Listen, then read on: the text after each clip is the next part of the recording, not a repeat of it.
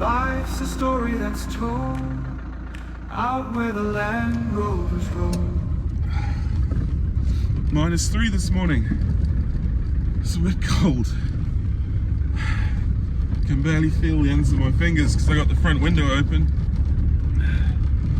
I'm looking for shots of wildlife in the heavy frosts that we're getting these days, just for these few days where it's really, really cold.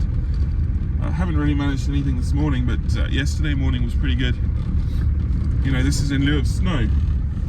What I'd really like is wildlife in the snow, and that's one of the reasons I've moved to this area in the middle of absolutely nowhere, in the cold, cold heart of South Africa. You wouldn't think it's cold. Those mountains over there are called the Snowberg Mountains, and they definitely get snow on them, but perhaps more in the past than in the present day.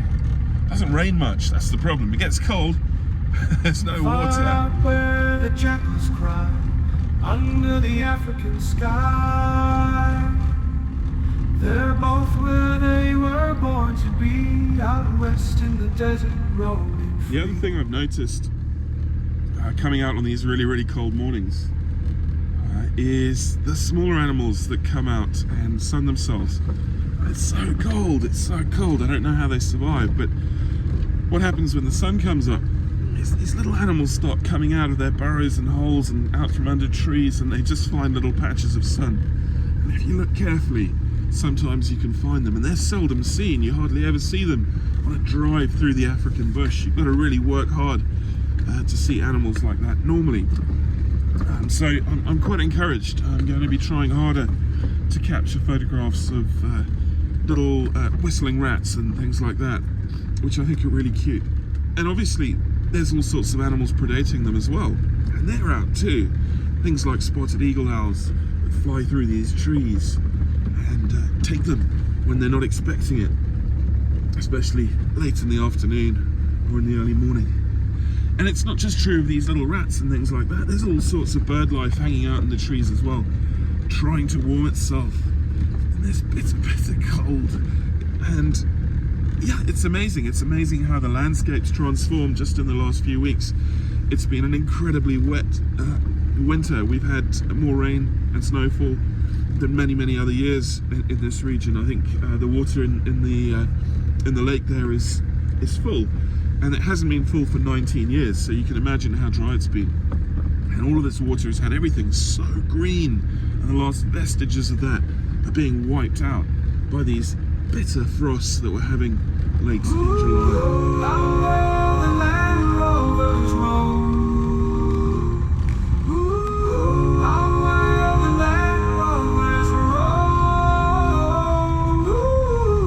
Out where the jackals cry under the African I just sky. spotted one of those small animals that I was talking about. This is a common duiker. Not so common really, because you hardly ever see them. And they're really cool little animals, and I've been running into this little guy at this little spot for the past several weeks, and he's finally come out in the open. It's because it's cold. He's on the sunny side of his grove of trees, exposed for a second until he saw me stop, and the minute he saw me stop, he disappeared. And that's the game we've been playing. One of these days, I'm gonna get a picture of this guy, a good one, I hope. Well, I think that's it for this morning's session.